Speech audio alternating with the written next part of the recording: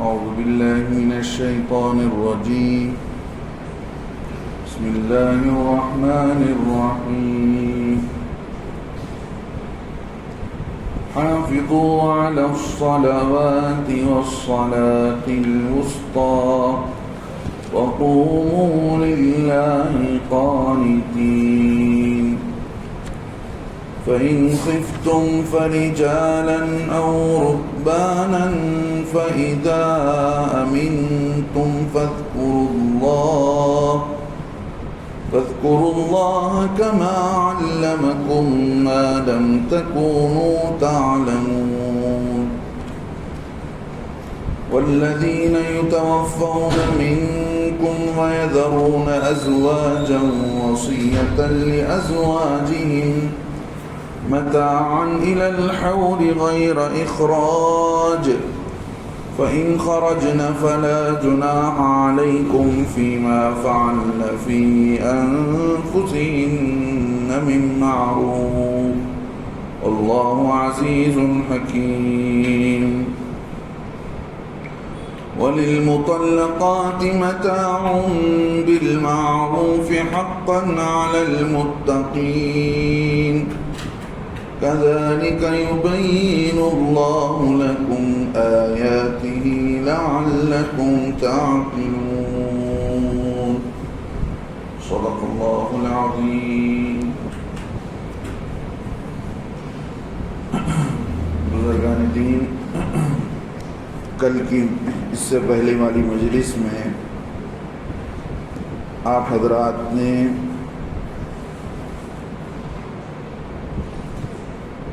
ایک مسئلہ یہ سنا کہ اگر مرد طلاق دے دیتا ہے اس سے پہلے کہ اس عورت کو چھوئے تو ایسی صورت میں ایک مسئلہ یہ تھا کہ تم پر اللہ نے فرمایا، پہلا مسئلہ یہ بیان فرمایا کہ تم پر کوئی گناہ نہیں ہے اس بارے میں کہ تم نکاح کا پیغام بھیجو ان عورتوں کے سلسلے میں، ان عورتوں کو جو عدت میں بیٹھی ہوئی ہیں، یا تم بظاہر اشارے سے یہ پیغام بھیجو یا تم اپنے دل کے اندر اس بات کو چھپا کر رکھو. اللہ کو دونوں چیزوں کی خبر ہے کہ تم کو ان عورتوں کے متعلق خیال آتا ہے، لہذا اللہ نے فرمایا کہ چھپے چھپے بھی تم ان سے نکاح کا وعدہ مت کرو. یہاں پر ایک مسئلہ یہ بیان کیا گیا تھا کہ عدت کے دوران کسی معتدہ کو جو عدت میں ہے نکاح کا پیغام نہیں دے سکتے ہیں. اسی لیے اللہ نے بتایا کہ یہ وعدہ بھی نہیں کرنا چاہیے کہ بھئی ہم تمہارے سے جو ہے نکاح کر لیں گے. اس کے سلسلے میں کئی تفصیلات آئی تھی. اللہ رب العزت نے آگے بتایا کہ دیکھو مگر تم ان سے بات کرنے کا موقع آئے تو اشارے سے کنایے سے بات کر سکتے ہو یا دستور کے مطابق کوئی بات کر سکتے ہو. اور آگے اللہ نے بتایا یہاں جب تک عدت کا وقت مکمل نہیں ہوتا تب تک تم ان سے عقد نکاح کا ارادہ بھی مت کرو، یعنی میں ضرور اسی سے شادی کروں گا، فلاں تاریخ میں شادی ہوگی، اتنا مہر دوں گا، اس طرح کا جو خیال ہوتا ہے یہ بھی مت کرو. جان لو اللہ رب العزت کو تم جو کچھ دلوں کے اندر سوچتے ہو اللہ کو اس کی اچھی خبر ہے، لہذا اس سے بچو، ڈرو اللہ سے، اللہ رب العزت، اور جان لو کہ اللہ رب العزت معاف کرنے والے ہیں اور تمہاری حرکتوں کو دیکھ کر برداشت بھی کرتے ہیں. اللہ کو برداشت بھی کرنا آتا ہے. آگے اللہ رب العزت نے بتایا کہ تم پر کوئی گناہ نہیں ہے اگر تم نے عورتوں کو طلاق دیا اس سے پہلے کہ تم نے ان کو چھوا ہو. تم ان کو چھونے سے پہلے اگر طلاق دیتے ہو تو اللہ رب العزت بتاتے ہیں اس میں کوئی گناہ نہیں ہے. یا تم نے ان کے لیے کوئی مہر مقرر کر رکھا ہو. تو یہ مسئلہ یہاں پر یہ آیا تھا کہ اگر آدمی نے طلاق دے دیا اس سے پہلے کہ اس نے عورت کو چھوا ہے تو ایسی صورت میں مہر نہیں باندھا تھا تو پھر جو ہے وہ مہر اس پر سے معاف ہو جائے گا، مہر ادا نہیں کرے گا۔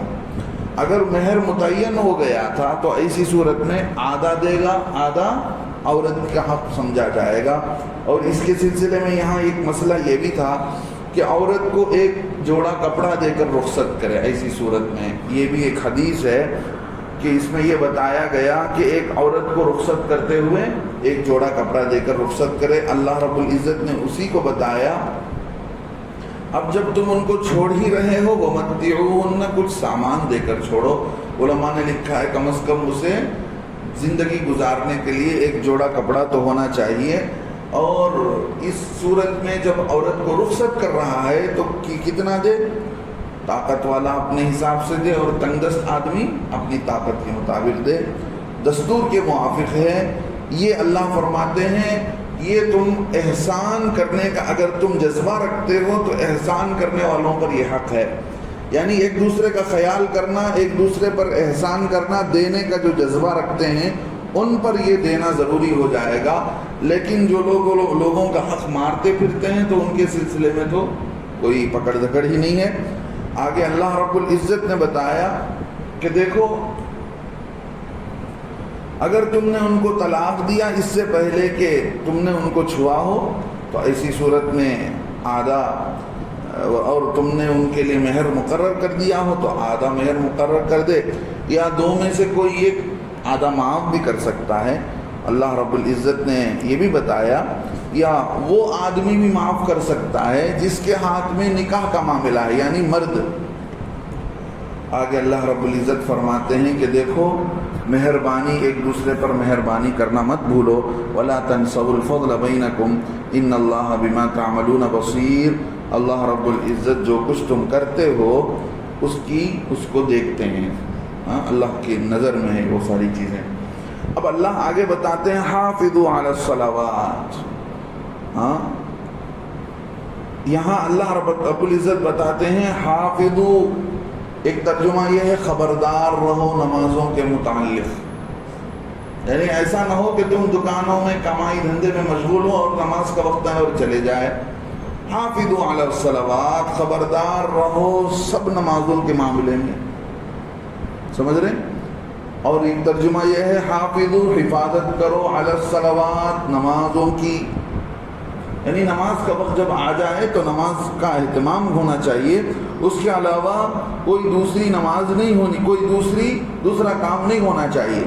اب آگے اللہ رب العزت ایک اور نماز کو خاص کر کے بیان کرتے ہیں، والصلاۃ الوسطیٰ، اور بیچ والی نماز کے بارے میں۔ بیچ والی نماز یعنی دن میں فجر ظہر ادھر دو ہوتی ہے، ادھر مغرب عشاء ہوتی ہے، بیچ والی نماز عصر کی نماز۔ کیونکہ عام طور پر آدمی کام دھندے میں رہتا ہے عصر کے وقت میں، اس لیے اللہ رب العزت خاص طور پہ بتا رہے ہیں والصلاۃ الوسطیٰ، عصر کی نماز کا بھی اہتمام کرو، وقوموا للہ قانتین، اور اللہ کے سامنے جب تم کھڑے ہو نماز میں تو ادب سے کھڑے ہو جاؤ۔ کیسے کھڑے ہو جاؤ؟ ادب سے، قاعدے کے موافق کھڑے ہو جانا چاہیے۔ اللہ رب العزت اس کی تاکید بیان کرتے ہیں کہ دیکھو بیچ والی نماز سے مراد عصر کی نماز ہے، اس کا زیادہ اہتمام کرنا چاہیے۔ اگر تم نے اس کا دھیان نہیں دیا تو تمہاری بیچ والی نماز یعنی عصر والی نماز چلی جائے گی۔ اور نماز میں ادب سے کھڑے ہونے کا حکم دیا جا رہا ہے، یعنی نماز میں آدمی اہتمام کے ساتھ، وقار کے ساتھ کہ اللہ کے سامنے کھڑا ہوا ہے تو کیسے ادب کے ساتھ کھڑا ہو۔ ایک تو یہ ہے اس زمانے میں ایک صحابی فرماتے ہیں ہم نمازوں میں بات کر لیا کرتے تھے۔ اس آیت کا شان نزول کے متعلق حضرت زید بن ارقم رضی اللہ عنہ فرماتے ہیں ہم ابتدائی زمانے میں آپس میں پیچھے جو ہے بات چیت کر لیا کرتے تھے، اللہ کی طرف سے آیت اتری وقوموا للہ قانتین، اللہ کے لیے نماز میں کھڑے ہو تو ادب سے کھڑے ہو جاؤ۔ جب سے یہ آیت اتری ہم جو ہے پورے ادب کے ساتھ کھڑے ہو گئے، بات چیت کرنا چھوڑ دیا۔ اس کا مطلب کیا ہوا کہ نماز میں کوئی ایسی حرکت نہ کرے جس سے نماز کے باہر جو شخص ہے وہ دیکھ کر یہ سمجھے کہ بھئی یہ نماز میں نہیں ہے۔ اس کو عمل کثیر کہتے ہیں، سمجھے بھائی؟ عمل کثیر سے بھی نماز ٹوٹ جاتی ہے۔ عمل کثیر کسے کہتے ہیں؟ عمل کثیر کی ایک جامع تعریف یہ ہے کہ آدمی نماز کے اندر کوئی ایسا کام کرے جس سے باہر والا دیکھ کر یہ سمجھے کہ بھئی یہ آدمی نماز میں نہیں ہے. مثال کے طور پر 2 ہاتھ سے کوئی کام کر رہا ہے، اس طرح کرتا ہے، تو دیکھنے والے کو اندازہ ہوتا ہے کہ بھئی نماز میں نہیں ہے. یہ 2 ہاتھ سے بہت سارے لوگ نماز میں ہم دیکھتے ہیں، نماز میں اپنے چہرے پر ہاتھ پھیرتے ہیں، دونوں ہاتھ پھیرتے ہیں نماز کے اندر. تو اللہ رب العزت نے بتایا کہ دیکھو نماز کی حفاظت کرو. اب سمجھنے کی بات یہ ہے کہ طلاق کا مسئلہ چل رہا تھا بہت دیر سے، بہت آگے سے. اب اللہ رب العزت یہاں پر نماز کے مسئلے کو کیوں درمیان میں لا لیے؟ سمجھنے کی بات یہ ہے کہ جب مسئلہ طلاق کا چلا تو طلاق کے مسئلے کی چلنے میں آپس میں ظاہر سی بات ہے، طلاق کا جب مسئلہ آتا ہے، خلع کا جب مسئلہ آتا ہے، آپس میں لڑائی جھگڑے ہوتے ہیں دونوں طرف سے، تو اللہ رب العزت یہ بتاتے ہیں کہ دیکھو آپس میں جھگڑے میں پڑھ کر اللہ کی عبادت سے غافل مت ہو جاؤ. آپس کے جھگڑے میں پڑھ کر اللہ کی عبادت سے غافل مت ہو جاؤ، اور حرص اور ہوس میں پڑھ کر کہ مال اس کو زیادہ ملے، وہ چاہتا ہے اس کو زیادہ ملے، تو ایک دوسرے پر لڑائی کرتے ہوئے، حرص کرتے ہوئے اللہ رب العزت نے آگے بتا دیا کہ دیکھو آپس میں مہربانی کرو، ایک دوسرے کو معاف کرو. وَأَن تَعْفُوا أَوْ تَعْفُوا، اللہ رب العزت نے بتایا معافی کا بھی حکم دیا، مہربانی کا بھی حکم دیا. یہ کیوں دیا جا رہا ہے؟ ساتھ ساتھ نماز کا حکم دیا گیا. بتایا کہ دیکھو نماز اگر تم قائم کرتے ہو زندگی میں تو پھر نماز کی برکت سے تمہاری زندگیوں میں لڑائی جھگڑے بھی ختم ہو جائیں گے، تم ایک دوسرے پر مہربانی کرنا شروع کر لو گے. سمجھ رہے ہیں؟ اب نماز جو ہے بڑی اہم چیز ہے، نماز بڑی اہم چیز ہے. اب اللہ کے نبی صلی اللہ علیہ وسلم بڑا اہتمام فرمایا کرتے تھے نمازوں کے اوقات کا. ہاں، اسی لیے یہاں پر حکم دیا جا رہا ہے کہ بھئی بالکل اللہ کے سامنے ادب کے ساتھ کھڑے ہو جاؤ. حدیث پاک میں اللہ کے نبی علیہ السلام نے فرمایا جو شخص اچھی طرح وضو کرے پھر 2 رکعت نماز اس طرح ادا کرے کہ نماز میں اپنے دل میں بھی کوئی باتیں نہ کرے. دل میں خیال پکا بناتا ہے آدمی، اب نماز اس حال میں پڑھ رہا ہے کہ اسے دل میں آنے والی باتوں پر بھی وہ توجہ نہیں دیتا ہے، تو ایسی صورت میں وہ 2 رکعت نماز اس کے گزشتہ گناہوں کے معافی کا ذریعہ بن جائیں گی. بخاری شریف کی روایت ہے. سمجھ رہے ہیں؟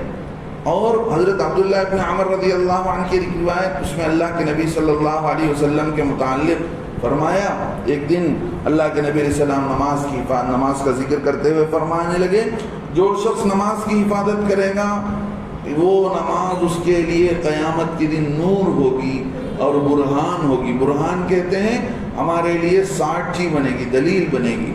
جو نماز کی حفاظت نہیں کرے گا نماز کل قیامت کے دن نہ اس کے لیے نور ہوگا.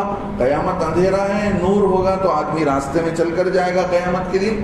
اسی لیے اللہ کے نبی علیہ السلام فرماتے ہیں کل قیامت کے دن وہ نماز اس کے لیے برہان بھی نہیں بنے گی. برہان نہیں بنے گی مطلب اس کے لیے اس کے سپورٹ میں کوئی گواہی ساکشی نہیں دے گی. آگے اللہ کے نبی علیہ السلام نے فرمایا حتیٰ کہ اس کا حشر کل قیامت کے دن قارون اور فرعون اور حامان کے ابی بن خلف منافق اور کفار کے ساتھ کیا جائے گا. سمجھ رہے ہیں؟ امام احمد بن حنبل رحمۃ اللہ علیہ نے حدیث کی کتاب میں یہ روایت نقل کی ہے. ایک دوسری روایت میں کیا ہے؟ نماز کو جان بوجھ کر من ترک الصلاۃ متعمدا فقد کفر، جس نے نماز کو جان بوجھ کر چھوڑا وہ کافر ہو گیا. ایک ہے نماز کو نہیں ماننا کہ بھئی نماز کو نہیں مانتا، نماز کو جھٹلانے والا بھی کافر، جان بوجھ کر نماز کو چھوڑ دینے والا بھی کافر. اب علماء نے اس کی تفسیر اس کا مطلب یہ بیان کیا کہ اس نے کافروں والا عمل کیا ہے، یہ محدثین نے. لیکن اس بارے میں ائمہ کا بڑا سخت موقف ہے. وہ یہ کہتے ہیں امام احمد بن حنبل کا قول یہ ہے کہ جو نماز کو چھوڑتا ہے وہ بھی کافر ہو جاتا ہے، جو نماز کو نہیں مانتا جھٹلا ہے وہ بھی کافر ہو جاتا ہے. لیکن امام مالک امام شافعی کا قول بھی یہی ہے، اور ایک روایت میں امام احمد بن حنبل کا قول یہ ہے کہ وہ کافر تو نہیں ہوتا لیکن اسے ضرور توبہ کرایا جائے گا، ضرور اسے توبہ کرایا جائے گا اور کہا جائے گا میں توبہ کر. ہاں، ورنہ اگر وہ توبہ نہیں کرتا اسے قتل کر دیا جائے گا. امام احمد ابن حنبل کا فتویٰ چھوڑ کر سوچ کر دیکھیں نماز کتنی آسانی سے ہم چھوڑ دیتے ہیں ادھر ادھر جاتے ہوئے. اللہ سب کی حفاظت فرمائے, اللہ مجھے بھی عمل کی توفیق نصیب فرمائے. امام ابو حنیفہ رحمۃ اللہ علیہ فرماتے نہیں, اسے قتل نہیں کیا جائے گا, بلکہ فرماتے اسے ہمیشہ کے لیے قید خانے میں ڈال دیں گے, ہمیشہ کے لیے اسے جیل میں ڈال دیں گے, یہاں تک کہ توبہ کر لے گا اسی حال میں مر جائے. سمجھ رہے ہیں؟ 5 نمازوں کی اتنی پابندی اللہ کے نبی صلی اللہ علیہ وسلم فرماتے تھے اور اس کا حکم دیا کرتے تھے. حضرت عبادہ بن صامت رضی اللہ عنہ کی روایت ہے, اللہ کے نبی صلی اللہ علیہ وسلم نے فرمایا جو 5 نمازوں کی پابندی اللہ نے 5 نمازوں کو فرض کر دیا ہے, جو اچھی طرح وضو کرتا ہے اور جو ہے ان کے اوقات کو پر نمازیں ادا کرتا ہے, نماز اوقات پر ادا کرنا چاہیے. سعودیہ کے اندر آپ دیکھیں گے ہر نماز جیسے ہی وقت شروع ہوتی ہے فوراً پڑھ لیتے ہیں, کوئی بھی نماز ہو جیسے ہی وقت شروع ہوا فوراً اذان دیں گے, فوراً پڑھ لیں گے. اللہ کے نبی صلی اللہ علیہ وسلم نے فرمایا کہ نماز کو جو اپنے اوقات پر پڑھتا ہے اور رکوع اور سجدے کو پوری طرح کرتا ہے تو ایسے آدمی کو اللہ رب العزت بخش دینے کا ذمہ لے رکھے. اچھی طرح وضو کیا, خشوع خضوع کے ساتھ رکوع سجدے کو اچھی طرح ادا کیا, نماز کو اس کے وقت میں پڑھا, وقت ٹال کے نہیں, تو اللہ اس کے ذمہ لیتے ہیں کہ میں اس کی گناہوں کو یہ زندگی بھر جو کرتا رہا اس کے لیے ہے. سمجھ رہے ہیں؟ اس پر عمل زندگی بھر رہے کہ آدمی ہر ہمیشہ اس کا خیال رکھے کہ وقت پر نماز پڑھے, رکوع سجدہ اچھا کرے. آگے اللہ کے نبی نے فرمایا جو ایسا نہیں کرتا ہے تو اللہ پر کوئی ذمہ نہیں ہے, چاہے اسے سزا دے چاہے اسے معاف کر دے. یہ حدیث امام ابو داؤد رحمۃ اللہ علیہ بھی نقل کیا ہے, امام مالک اور امام نسائی نے اسی طرح کی روایت بیان کی ہے. تو سب کی بات یہ ہے کہ نماز کا چھوڑنا, نماز کے چھوڑنے سے جمہور علماء کے نزدیک آدمی کافر تو نہیں ہوتا لیکن کافروں والا عمل کرتا ہے, لیکن بعض ائمہ کہتے ہیں کافر. اللہ ہم سب کی حفاظت فرمائے, نمازوں کا خیال کرنے کی اور اس کا اہتمام کرنے کی اللہ توفیق بتائے, عطا فرمائے. آگے اللہ فرماتے فَإِنْ خِفْتُمْ, اگر تم نماز ادا کرنے کے وقت میں کسی درجے کا تمہیں خوف ہو, دشمن کا خوف ہے, جنگ کا میدان ہے, نماز کا وقت آ گیا, کیا کریں گے؟ چھوڑ دیں گے نماز, چھوڑ دیں گے, نماز کو ادا کریں گے. اللہ فرماتے فَإِنْ خِفْتُمْ, اگر تم ڈرتے ہو, فَرِجَالًا, تو ایسی صورت میں تمہیں چاہیے تم پیادہ چلتے ہوئے نماز پڑھ لو, اور رُكْبَانًا, یا تم سواری میں ہوتے ہوئے نماز پڑھ لو.